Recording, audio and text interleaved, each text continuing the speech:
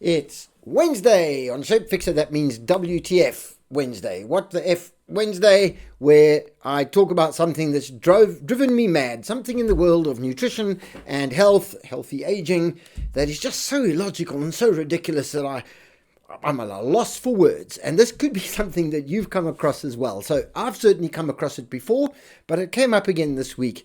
Welcome to Shapefixer. I'm Andrew. I'm a nutritionist. I'm a sportsman. I try to be healthy. We try to use science and common sense to decide what is appropriate and what is not appropriate to slow down the aging process, reverse metabolic disease, and keep you as fit and healthy as possible. And sometimes we come up against brick walls that make no sense at all. One of my followers, who is also a client, he's actually a participant in one of my courses, has had remarkable results eating a proper, healthy human diet, okay? A very, very low sugar diet, pretty much a carnivore diet, maybe not exclusively, but close. Lowered his inflammation, his arthritis is getting better, his energy levels are getting more stable, his anxiety is much better, his mental health is better, he's lost weight, all those wonderful things.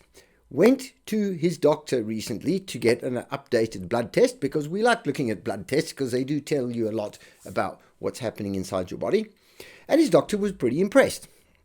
So that's fantastic. I said, you've lost a lot of weight, your blood sugar's down, your insulin is down, your HbA1c is better, your iron levels are up, your inflammation markers are down, etc., etc., etc. That's brilliant. What have you been doing? Have you been taking your medication? No, I have not been taking my medication. And I would not advise you to stop your medication without talking to your doctor, but that's not what this video is about. And the doctor said, wow, that's amazing. What are you eating? And he told him. And of course, this diet, this real proper nutrition, goes against a lot of the old teachings from the 1970s that so many people still subscribe to about carbohydrates and grains and roughage or fiber and avoiding saturated fat and having more plant-based than animal-based and worrying about dietary cholesterol. So all these things that are complete nonsense. We know they're nonsense. And anyway, he's been doing this and he's got remarkable results, which is not amazing to any of us who follow it, but it's very, very obvious. And the doctor was very impressed with the results. However, when the doctor heard what he was eating, he was suddenly very unimpressed and warned him that he should go back on the recommended dietary guidelines, the recommended diet according to the American government and all the textbooks. That goes back to 1977. Now, hang on a minute. Said to him, that's great, but it's a very dangerous way to eat, and I would strongly advise you to revert back to a more plant-based diet and to eat more fiber and to cut down on your saturated fat and your animal products. What?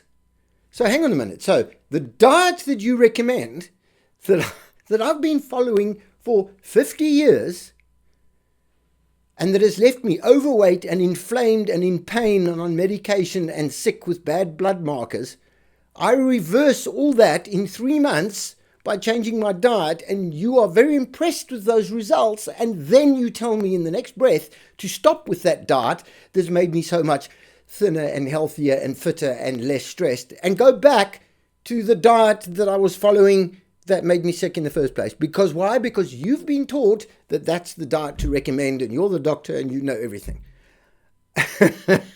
It's unbelievable. A doctor who has not kept up with the research, who doesn't read the medical journals and the nutrition journals and the science journals, does not read the reviews, does not read the research papers, because he's busy, like most doctors. He doesn't have time for that. He studied 40 years ago. He's not studying now. For the last 40 years, he's been applying everything he learned in the 1990s and the 1980s. It's out of date.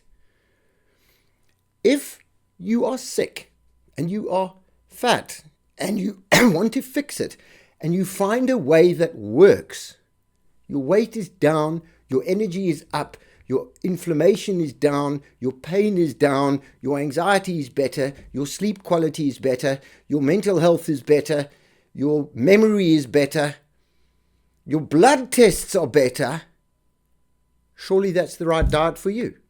Surely. Why would you go back to the old diet just because that's what they told us to do in 1977? It's insane. So that's my W2F moment. And this is not the first time I've come across this. I've had people argue with me when I am 40 pounds lighter than I was 2 years ago. I'm running and cycling in my 60s as if I'm in my 30s. I'm eating 2 meals a day. I'm on a carnivore diet. Lots of fat and animal protein. Nothing else. Nothing.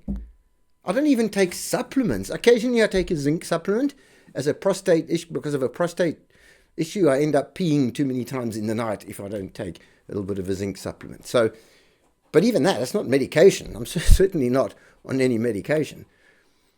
And then people tell me my diet's dangerous. And I look at the people that are talking to me and I go, you could lose 20 pounds. Anyway, that's it. That's my WTF for now.